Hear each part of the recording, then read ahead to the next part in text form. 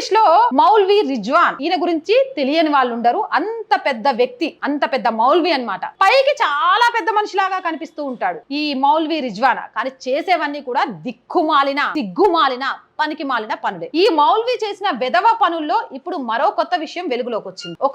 ఈ మౌల్వి ఒక ఉర్దూ స్కూల్ ని నడుపుతుంటాడు. ఈయన దగ్గర పాఠాలు చెప్పించుకోవడానికి ఒక మైనర్ బాలిక తరచుగా వస్తుండేది. అయితే ఈ మౌల్వి రిజ్వాన్ అదే అదనుగా మైనర్ బాలికను తన ఇంటికి తీసుకువెళ్లి అత్యాచారం చేయడం ప్రారంభించాడు. ఆ అమ్మాయి ఎదురు తిరిగితే ఆ అమ్మాయిని బెదిరించి మరీ తన కోరికలు తీర్చుకునేవాడు. ఇక్కడ మరో విషయం ఏమిటంటే ఈ విషయంలో ఈ మౌల్వికి భార్య కూడా సహాయం చేసిందట. చివరికి ఈ విషయం వెలుగులోకి రావడంతో ఇక ఏ మాత్రం సందేహించకుండా ఈ మౌల్వి రిజ్వాన్ ను ఉత్తరప్రదేశ్ పోలీసులు అరెస్ట్ చేసి కఠినమైన సెక్షన్ల కింద కేసులు నమోదు చేశారు. మైనర్ పిల్ల మీద అత్యాచారం చేసిండంటే వీడు ఒక మౌల్వి, లేకపోతే ఈయన ఒక గొప్ప వ్యక్తి, దరిద్రపు వ్యక్తి. ఇంకా ఈయనను బోధకుడు అనే ఆ మౌల్వి పదాన్ని తీసిపడేయండి, రాక్షసుడు, కామాంధుడు అనే పేర్లను తగిలించి పెట్టండి.